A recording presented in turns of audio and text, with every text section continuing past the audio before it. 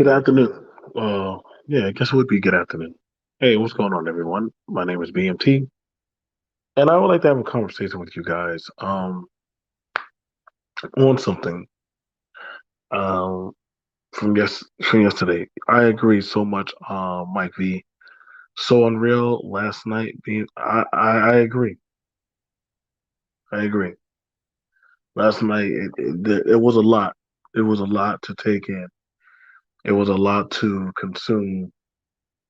Um, and I want to have the discussion on it because I'm trying to. I really want to understand. When I hear this sentiment of talk point, and this is for men and for women, uh, that that's why I put out the title the way I did. If you don't understand it or if you don't get the title, please stay off my panel. Stay off my panel. I don't want no. What are you talking about? Or I don't get the title. Then stay down in the chat. Stay down in the chat. I get so tired of people always want to come up on my panel. They say they don't get the title. Then don't get on my panel. I don't have time for it. What's going on, Lisa? But I want to understand the sentiment of a talking point that I'm hearing. Um, that that I'm hearing this in the space. Why am I always being told on YouTube the black woman is the black man's enemy? Now, I hear this in this space. I hear this in this space a lot. And just in this space of YouTube, I don't hear this. This is not the echoing general majority. This is the minority. And so I'm trying to understand the minority is you're not the majority um, of the talking point of why some of y'all feel the black woman is the enemy. Now, I I don't know where this is going to honestly take. I don't know where this is going to take the men. I'm gonna be honest. Black women are not my enemy. Black women are not my enemy. I don't have a black woman is not my enemy. I can only speak for me, BMT. I can only speak for me. I don't have the same sentiment as other black men do, nor do I, nor do I don't need it. I don't have no resentment. I know there are women that do not like black men. I'm not oblivious to that. Just like there are black men who do not like black women. I understand that the powers that be that there are certain vices of issues going on. Some people feel a certain type of way about certain women in certain spaces, be it economic, be it political, the way how they have certain following. And I'm at a loss that why do y'all feel that the black woman is your enemy?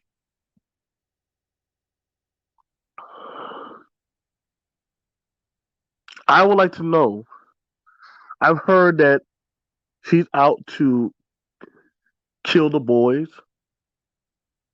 destroy the community, destroy any and everything that the black man built. This is not my sentiment. This is what's being said in the space. That she's the lowest of the low. And I'm trying to understand the visceral of where all this is coming from.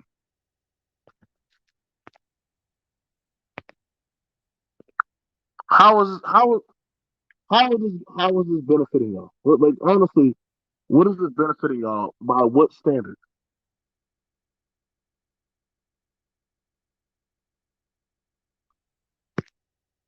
Y'all said bills don't mean nothing. Y'all done said that laws don't mean nothing. Marching don't do nothing. So what kind of power is it that y'all want? And how do y'all plan on going about getting your power? I don't want to talk. I'm done with the talking.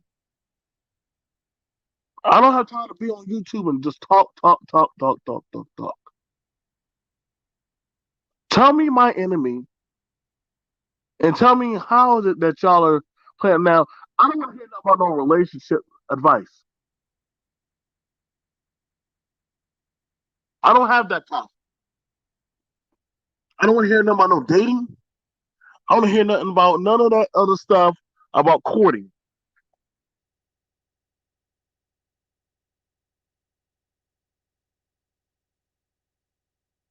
I'm doing a call out right now here on YouTube.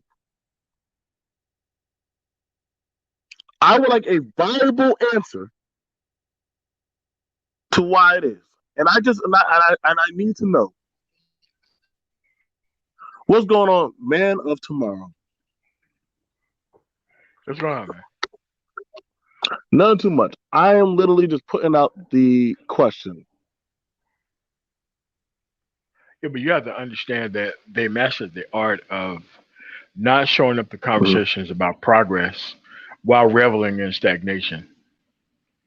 mm, They mastered that art. And it's just that you have to keep asking the question, what's the point of this? You have to go over the track record every week. What's the point of this? People been here 8, 9 years, mhm. but they want to argue with, or not even argue with, but make sure that the conversation is centered around positions that don't make sense. Like they're right now hiding behind black boys as if they don't know the type of men that created black boys with the type of inefficient women that they created with and blaming her for it. And it's like,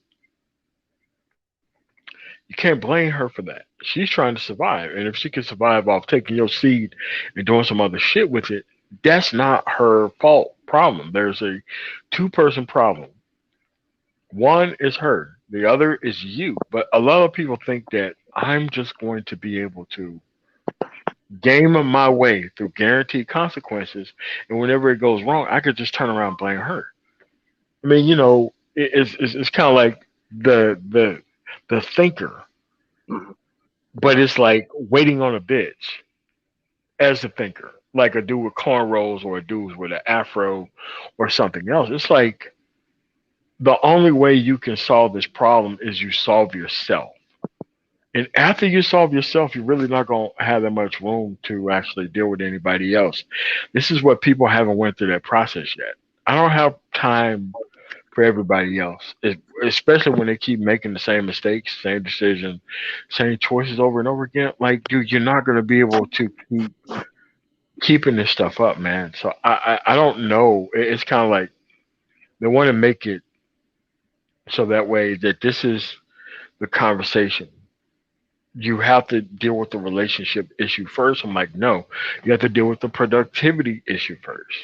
And after the productivity issue, you got to keep it away from people who haven't been cultured to respect or understand that.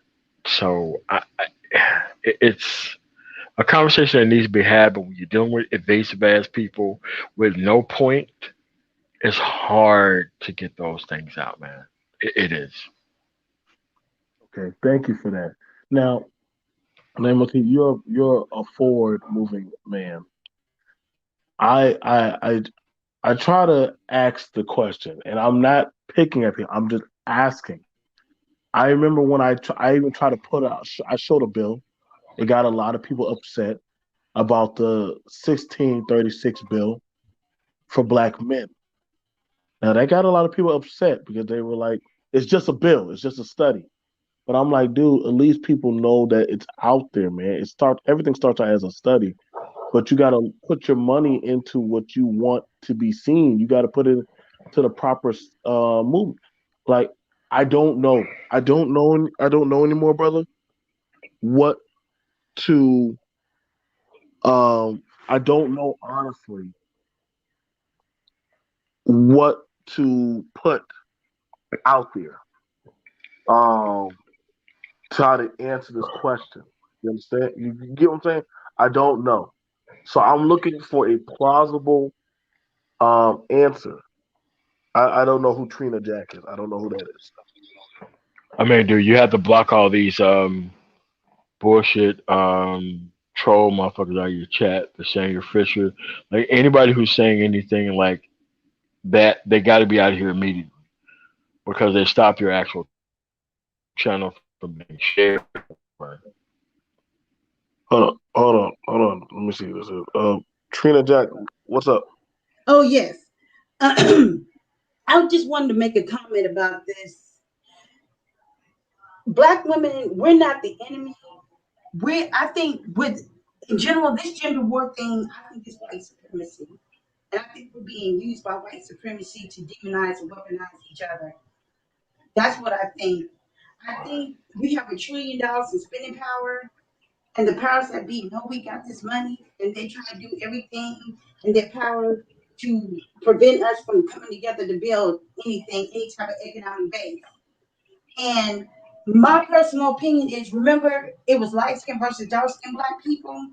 I don't think that worked fast enough. They came up with something else called gender war, and we fell for it. Now, question. Now, do you? Now, I'm asking. Do you believe? So you believe that it's on? You think that the between $1 trillion and white supremacy, that if those things got fixed, that the gender issue would be fixed?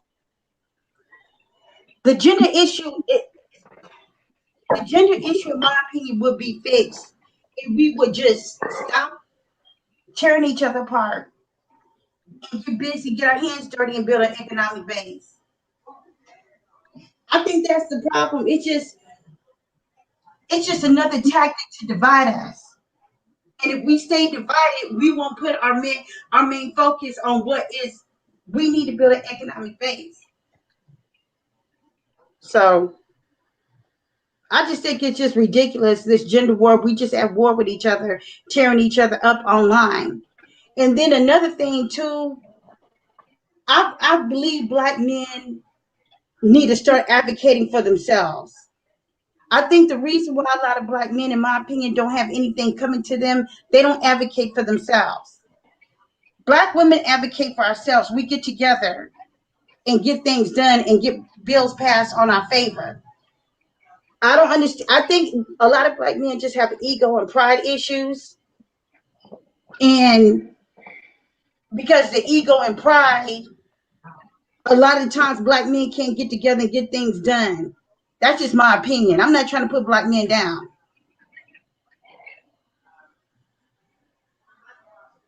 Okay.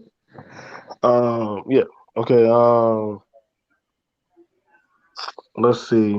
So other than that, uh, so you're not. So you say you're not trying to put black men down.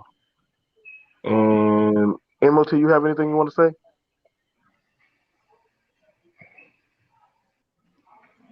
Okay. Yeah, So it's not an either or, but it's a not only but also. That's what the actual conversation in space is. It isn't an either or. It's a not only but also type of issue, and that's why I'm getting off YouTube because I can't deal with most of the people who are quote unquote so called on my side because most of these people don't have a side. The only thing they want to do is make excuses on how come they're not actually involved with the process at all in any shape, form, or matter. Like they don't understand that most of these people who are fighting for gay rights were actually fighting for black civil rights 40 or 50 years ago. They don't understand that your issues are going to be an issue in season for a specific period of time, and then they're going to move on to other people who are way more involved in the process. I continue to sit here and keep. We're talking about 50-year-olds about black relationship dynamic. It's a no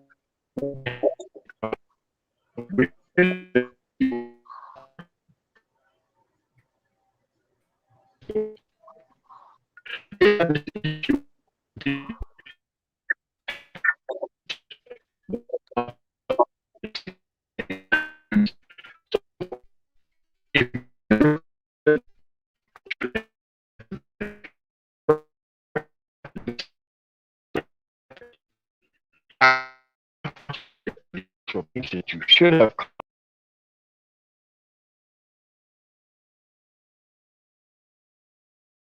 Right. See, MOT. Okay, so MOT was breaking up. Um. All right. So the main thing about it is this. Um.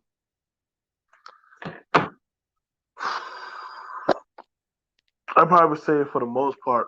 I probably say for the most part that thank everybody for coming on in. Okay, there we go. MOT came back. There we go. Yeah, I'll probably say for the most part.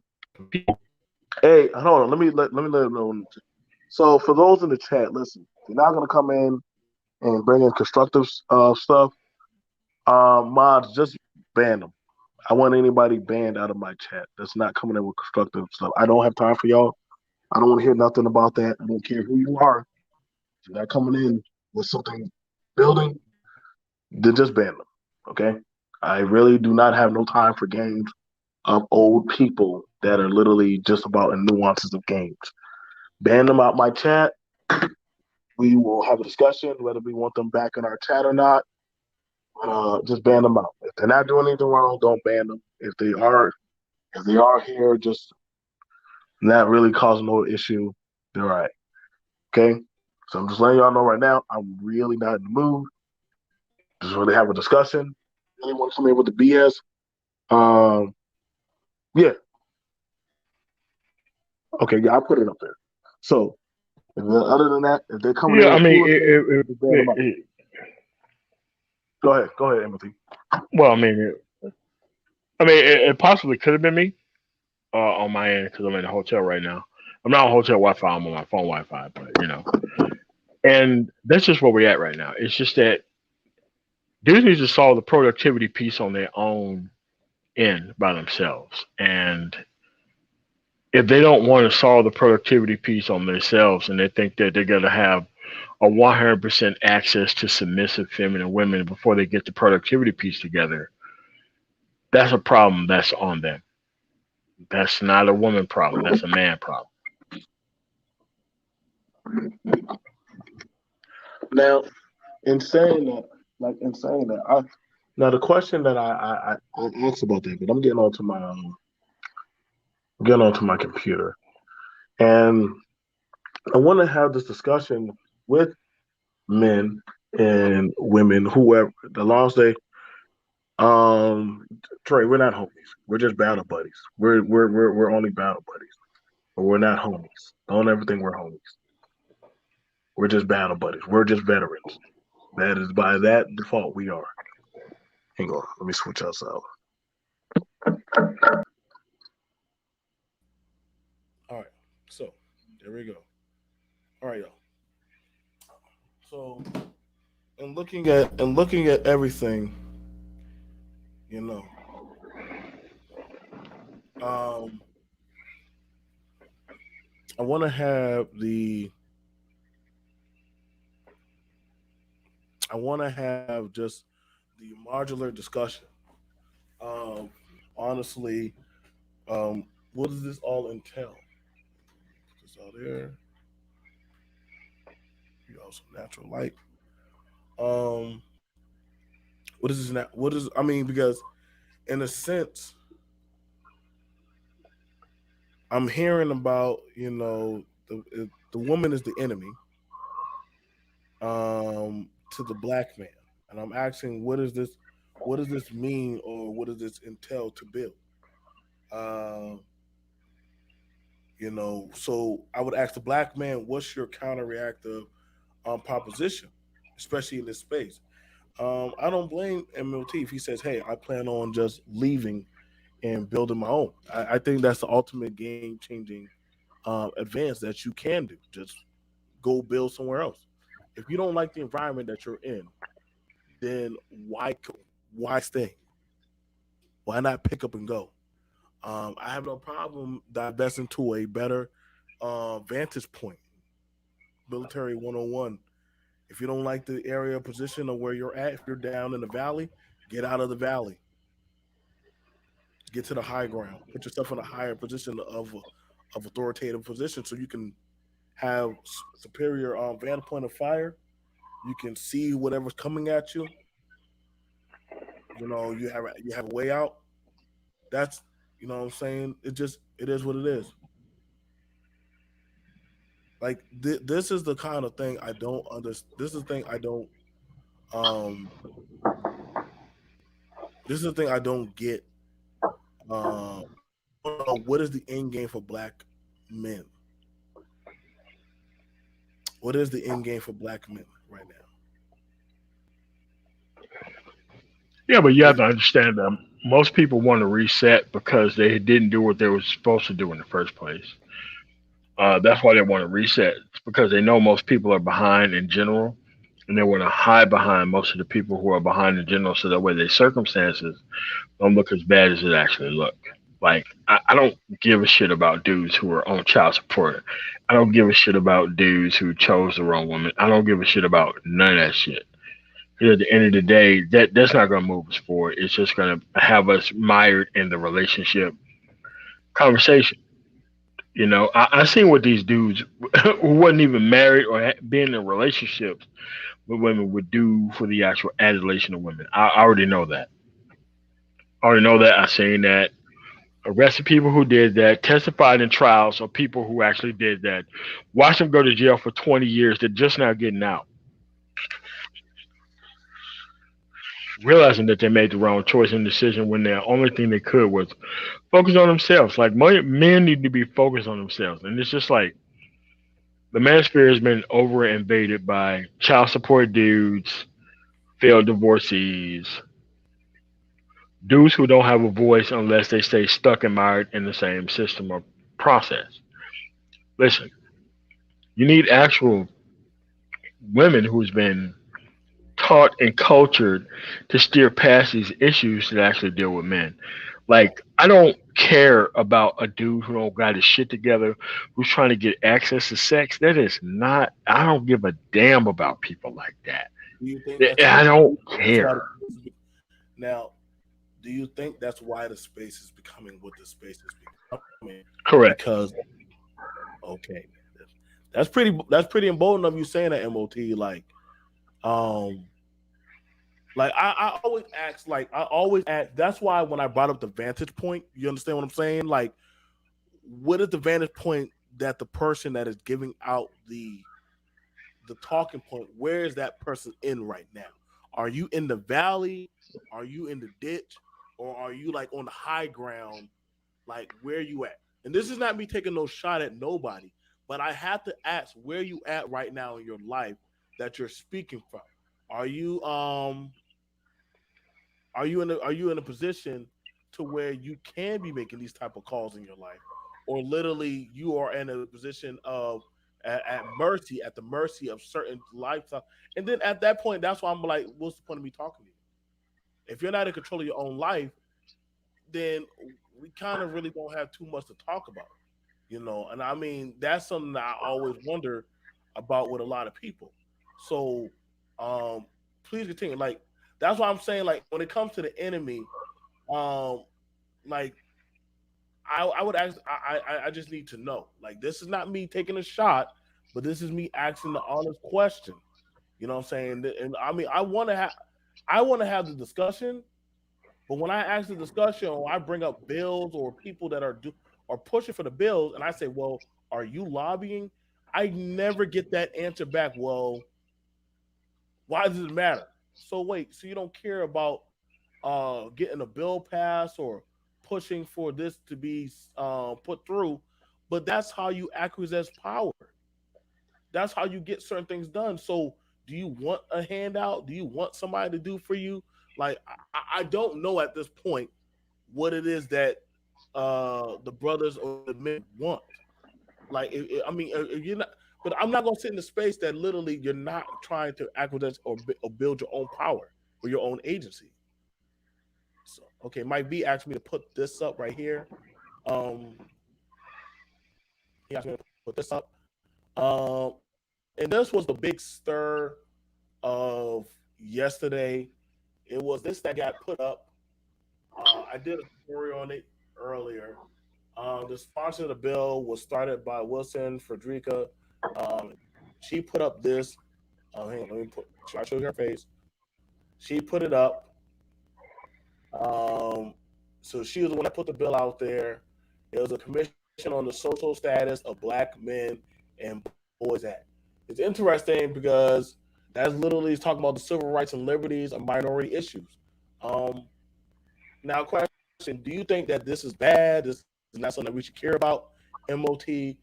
Um, what's your proposition on that? I'll put it back up there for you. Uh, the thing is that most of these things start from studies like this. Everybody who received any type of recompense from the government, it started off with issues just like this. It becomes a study. Studies turn into other things. There's a whole process. I don't want people walking around with the talking points of acting like they're doing something when they're just waiting on a woman to share her power with them. I don't care about them type of men. They don't exist to me. Period. I don't run across these type of dudes in my everyday life who doesn't really care about those type of things. It's just that you have to understand what the process is, and the process haven't changed in 300 years. So for the simple fact that you call yourself a conservative and you're not organizing on the side that they're on, because this actual bill had three Republican co-sponsors out of the other 200 and something co-sponsors that was on it. Only thing you have to do is type in the bill, see who supported it, look at what's actually in it. But if you got people who don't care about the process at all and they just want to encompass everybody else's movement and make it their own, you're dealing with a person that shouldn't be dealt with, period. Mm, okay.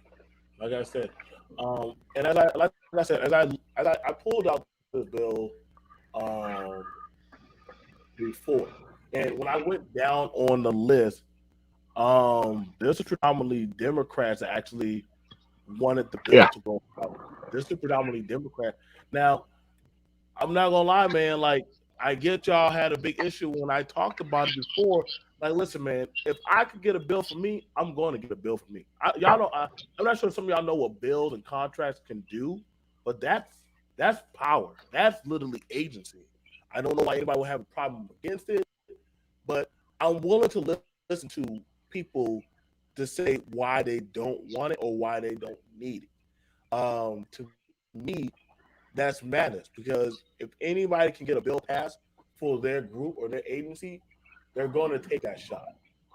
They're going to take the shot and try to get it passed. Um, so I'm just trying to figure out what is the end game, or literally if this is so bad, or literally y'all say this is the enemy ploy, then what is the trap that the enemy is setting up for you? Okay, we have Jay. What's going on, Jay? Hi. What? I have a question for you. What? Why? Why are we still having this conversation? Well, actually, it was a discussion from yesterday. It was actually a discussion from yesterday. You, Discussion from yesterday. we've talked about this ad nauseum. You know that. Yeah, but there's other people who haven't acted ad nauseum, Jay, and that's the problem here. No, no, It's no. But like, see, my issue with Josiah is that he said he didn't want to do this type of content anymore. I really don't. Actually, I really don't. Actually, I've been trying to quit YouTube. I've actually been. I gotta have a meeting with y'all. We have to. I need to quit YouTube because it's now become a circular dog licking its ass. It's a very circular conversation, like on and on and on. It is a very circular conversation. Every day it's the same shit, different day. You know what I'm I get. saying? I get MOT. I get you, Jay. Listen. I hear it a lot, and this is why. Listen, I'm looking for a beautiful death so I can go out. And I mean, I'm not. This isn't akin to what anyone has. I just kind of tuned in, and I don't. Well, yeah. Well, I got decent Jay, battery the power. Thank God. process is so simple and it's not changed in 300 years. It's just that people don't want to engage in the process, but they want the results of it, and that's the problem here. It's When I like, start agreeing with MOT, I know shit's fucked. But go ahead. mhm. No, no, no, no, no. You're gonna agree with me on this. But it's like, listen, No, y'all should not be I allowed know, them to agree, man. They never yeah, agree. on anything. But at the end of the day, the process is the same. So if you have people who are rather troll and say other things about what actual side that they actually are actually organizing on or the lack thereof, false start. Everybody move but the center. That's the flag on the play. Every time when you're dealing with people who don't understand the process, don't want to engage in the process, but want specific results from the process and want to be put first before everybody else in the process, like it doesn't work. I don't care. Like I don't run Well, across these dudes Well, in my yeah, regular that's life. I don't. because that's because a lot of people need to take civics classes. How many times have I sat on the show and said that? Yet so many people do not understand how the government and law and politics work. And it's really fucked up. And I know they've taken civics out of a lot of y'all schools, especially in the Midwest. They've taken civics away, but y'all need to really learn how civics works because folks is and I'm not, this is not me saying supporting a particular candidate over another candidate. I'm just saying in general, a lot of y'all have a lot of smoke for Joe Biden, but your smoke should be for the Congress. But Your at the end of smoke the should be for the day, senators. Your smoke should be for the state representatives. Or your smoke should really be for your local representatives. That's all I'm saying. A lot of y'all really, really, really, really need to understand Yeah. how I'm just a bill, and all that stuff works in the process of it. Shout out to I mean, but Stu. most of the smoke that they have is for people who are actually on their side. They're causing more problems. Like, look, I don't mind being on the side that I'm on. We have a track record in Denver about doing things for people. We have a track record for that. And you know what the Denver metro area looked like versus Lyman, Colorado, Delta, Colorado, and the outskirts. We have the people who legalized versus the people who didn't. There's something that we did with the tax revenue that came in. Yeah, we have a track record of that. And most people want the actual government to do things for them. Like everything isn't this get it out the mud type of philosophy in society. And it's just like I don't even bother talking to these dudes who are not connected to the process. It's kind of like you're watching a football game and you're trying to explain to somebody what a first down is, what a field goal is, what a punt is, what the scores. You need to just disconnect yourself from those people who don't even know what the system is even about, but they want to benefit from it. I don't even care. I don't care. Dude, look, there is so much more younger people who are far more engaged and advanced than these older ass people. Most of these people have a 40-year wedge of trying to center the conversation around waiting on a woman to give up all her power so that way we can walk into the pearly gates together. That's not how it works. You still need to get your shit together as a man before you even be able to address somebody who has more power than you. That's how that works. It's not even that hard. But when you deal with people who just want to make political aside and points and don't even care about how things work, I don't even care about these people. I don't care about them. I hope they be on child support. I hope you get a whole bunch of bitches pregnant. I hope that you never be able to produce anything in life. I hope you live in a one-bedroom apartment forever. And we can just move on to other people who don't have those problems. These are not a great percentage of men out here. Overall, they're a great percentage of men in a very small subsector, but everywhere else, this is not a masculine problem everywhere. It isn't. Kate Gate, to answer your question, that's something that will be solved on a local level, not the national level. Of That's course it the, is. Of course it is. he's Jay. saying what law will stop Baltimore's 17% reading literacy at grade level. Social promotion, No Child Left Behind. Actually, No Child Left Behind was enacted by Bush, and it actually is a very good. It was a good bill, but it was just enacted wrong. Like it's just not enacted correctly. But again, that's something that's handled on the local level. That's something that's handled for funding in schools, et cetera, et cetera, et cetera. But that's a whole other conversation. Hey, can I ask a question real quick? Are we just so I can understand the context of what we're talking about? Is the basic question? Can you rephrase basically the context of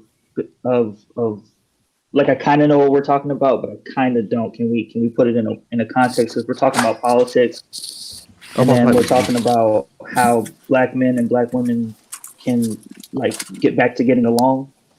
Yeah, I don't give a fuck about that issue. Yeah. Okay. Yeah, I don't give a fuck about that issue. Like, yeah, the relationship. Okay, because I thought that's what the topic was, and then MOT started talking about okay, politics and stuff like that. No. Okay, so Yeah, I mean, wait, hold on, Joe. Let's go. Let's go through this. I was The reason why you responding don't to some of the understand- comments. That's what I was responding to some of the comments. Gotcha. I know what you're doing, Jay. I know what you're doing, Jay. But what I'm doing is refocusing the conversation on where it actually needs to go to an actual endpoint to where we can actually move forward.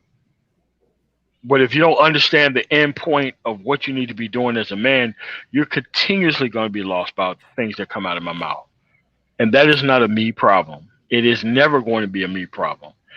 You need to get your shit together as a dude and keep your shit together out of the hands of people who don't respect or actually being cultured for the things that you're actually trying to produce. And that's the way it is. You can't expect for a person who's been given everything to actually respect you because you showed up to the plate because of the things that you need to do all of a sudden to get access. That's not an issue that men have. It's not. It's not an issue at all. But I understand that the actual environments that people are raised in, they think this is what it is to actually be a man at all. But none of these things actually matter in the grand scope of things. You go to another environment and talk to actual men, they don't give a fuck about relationship issues. They saw that shit thousands of years ago. It's not even an issue right now. Yeah, because I think it's I think it's more of who saw relationship issues thousands of years ago? White people, or you talking about like Muslims? Or you talking about specifically? Who's talking right now? I think that's Lou. That's Lou. Lou, I don't talk to stupid people. So, okay. yeah. Okay. I don't talk. Okay, Yeah. all right, you drunk ass fat motherfucker. That's cool. Oh, hey, Joe, I'll talk to you though, bro. Hey, Joe.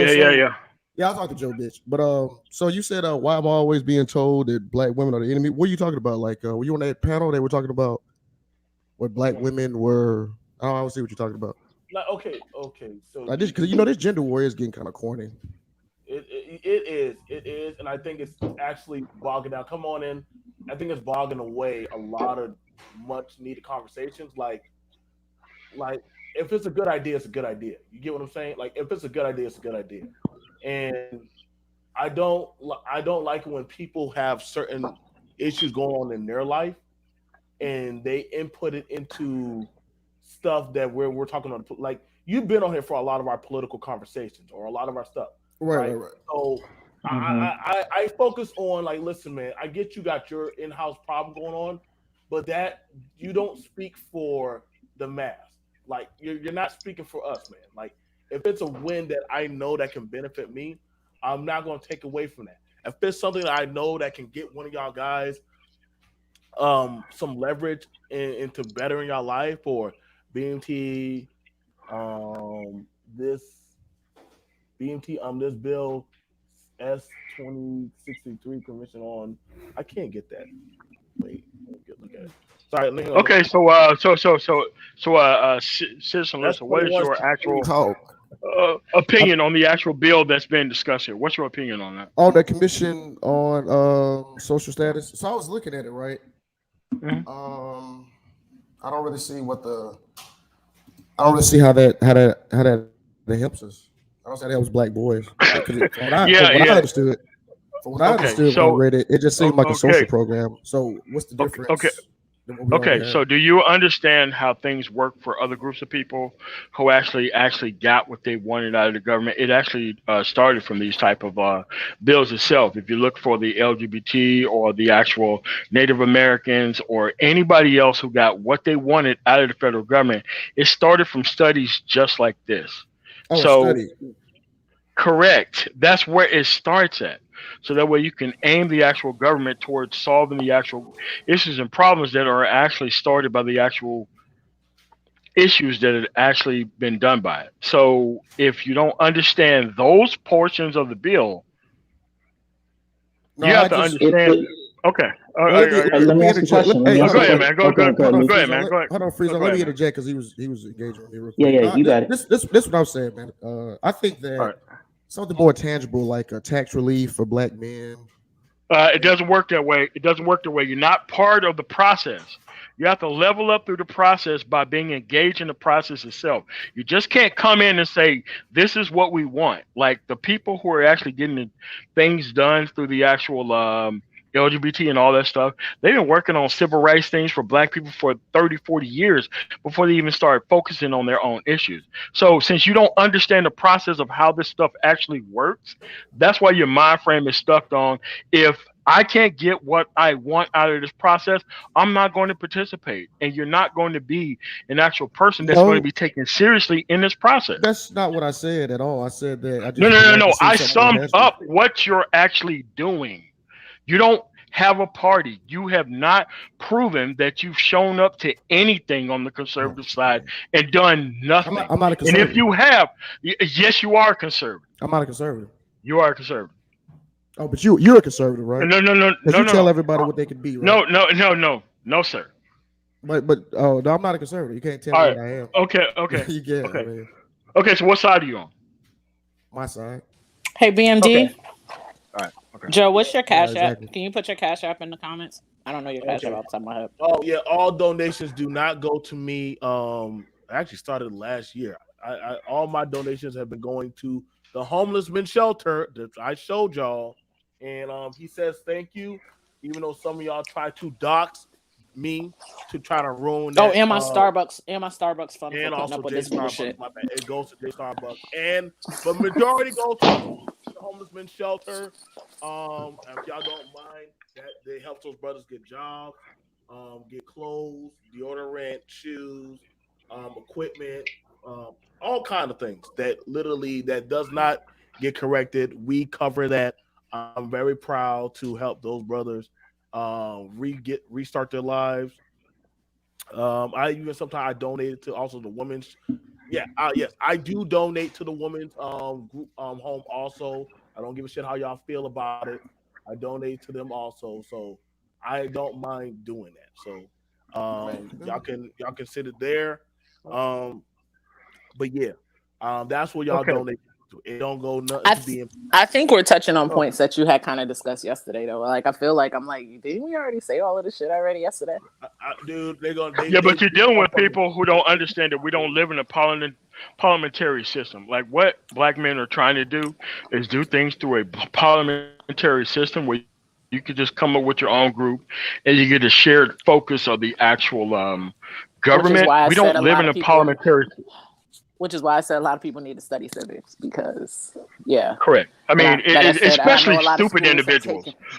And I know a lot of schools are taking it out specifically, like in the Midwest and places like Ohio. It seems like a lot of the crazies are in Ohio, but that's another conversation. Like Greenville, like the Delta. Yeah. Like inbred niggas in Greenville. I live in Florida, so I ain't got no smoke for this fight. But so what I'm clearly saying is that you have been given enough time to actually learn how the actual system works and to actually show up acting like we're still in the parliamentary system. You shouldn't even be a part of the conversation. I live in Florida. However, I was educated in the North, so maybe that's why. But I am a northern liberal educated person. But anyway. Now the thing about it is this. Okay, now question. Do y'all why is this bill?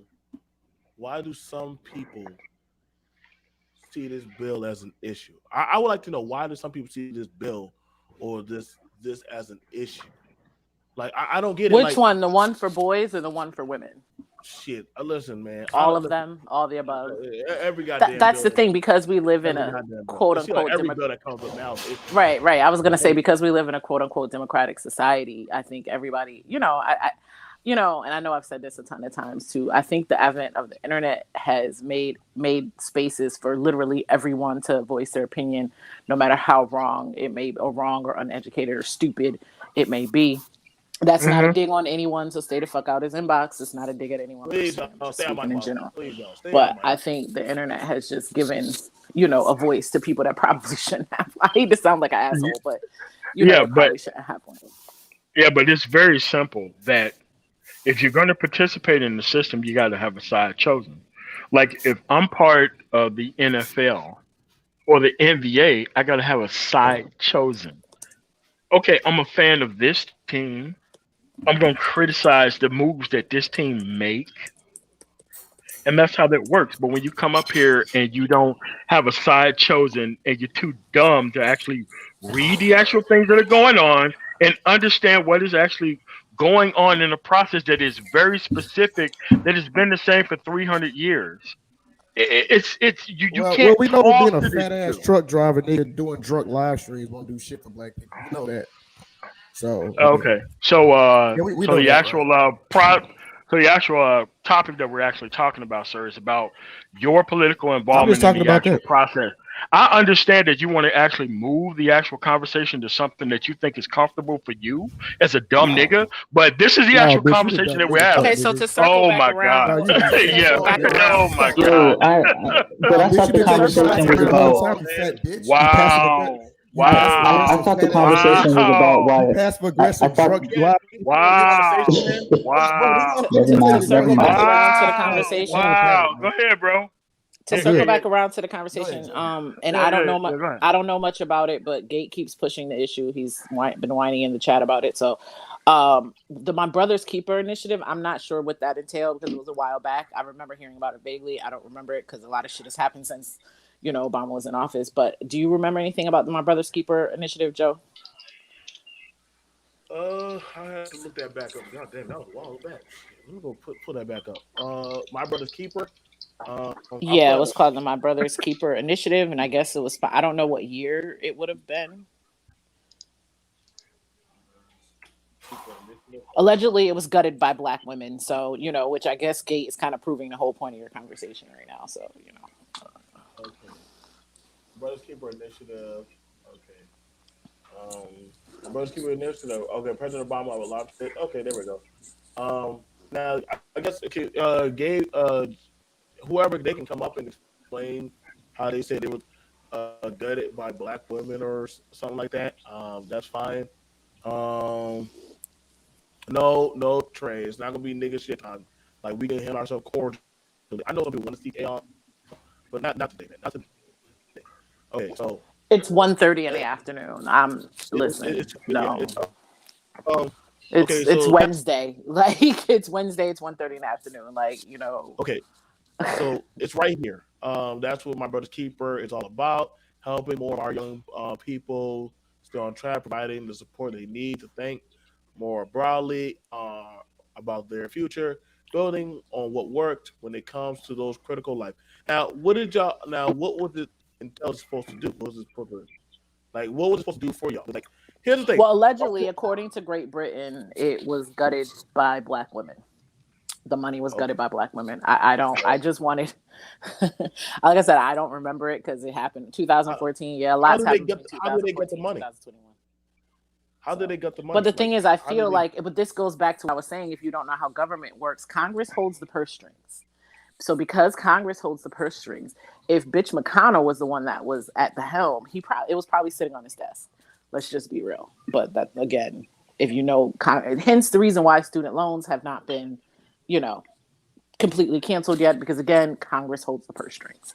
He can sign an EO, and that goes for any president. They can sign an EO, but Congress holds the purse strings. And once more people understand how that shit works, and once more people understand how that shit works and how they understand how the Speaker of the House and the head of the Congress and the head of the Senate, once people understand how that shit works, we'd probably be a lot better off. But go ahead.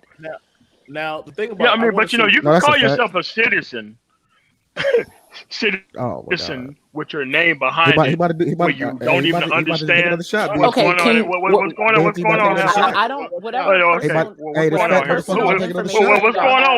on here? What's going on here? Hey, bro. Like, I'm trying to have a conversation. What is going on here, Joe? What's going on here, man? Joe, don't let we're trying to have a conversation about the cause. What are you talking about, man? What are you talking about? What are you doing? We're talking about the actual. We are actually talking about the government. Are you a citizen of the country or not? Are you not? Hey, BT, check the side chat, bro. Are you not? Like, bro. Are you not a fat fuck? No, Being sir. cheap, Like, what's going on? What's going on, man? What's going on? Okay, can you mute them, please? Like, can y'all call each other? I'm trying to talk about the topic, but somebody's trying to talk about something else. No, bro, you were about to say, you were about to take a shot at me. Sir, I am trying to talk about. I'm trying to talk about the subject. Come on, Joe. You see I'm trying to talk about the subject. I'm trying to talk about subject. I'm trying to talk about subject. I'm good. All right, go ahead. Talk about the subject. Free zone. What is the link that you? I see it. What's the link? I got it. Thank you. And thank okay, you so. Okay, yeah, so we were talking about I think somebody dropped in there about the social status bill, about the social study. Yeah. Thank you. Let me go grab it. There you go. Because I know we were talking about the protection plan for women, but I think this is the one we were talking about the other day, and there was like discrepancies upon whether it was signed or not. This has been signed. Okay, but is it signed and sitting on someone's desk though. and signed, or is it signed? Like, that's what I'm saying. Like, it still does it have to? Like I said, I haven't been paying attention to much over the past couple months. It was enacted and signed by the. What says it? It was enacted and signed by the president on Let's August stop 14th. right here. Let's stop right here. Citizen Lou, what is your opinion on what was just said? On what that has actually been signed and enacted? That's cool. Okay. So what party actually brought up this bill to be signed? Marco Rubio. Okay. Is a senator of Florida.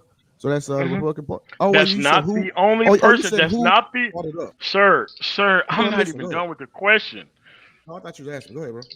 What was the only person who actually signed the actual bill? Like, it was being held up for a while by certain people within the party that you claim that this was going on. So, what is your opinion of the actual bill? Should it go through or should it not go through? Should it go through or should it not go through? I think it should go through. I don't think I'm indifferent to it. Is my point. I was saying that I don't see. Okay, if you're indifferent, then why are you on the panel? If you're indifferent, then why are you on the panel? You dumb bitch, because the title says. What's the title say? What's the title say, bitch? What's the title say? What does the title say? What does the title say? If you are indifferent, why are you on the panel? Joe, what does the title say? What does the title say? If you are indifferent, then why are you on the panel arguing one side or another? If you are indifferent, because it doesn't matter. It's a study. It's not anything tangible. Why are you on the panel? Somebody mute Uncle Remus. Somebody please mute Uncle Remus. Why are you on the panel? Joe, why are you on the panel?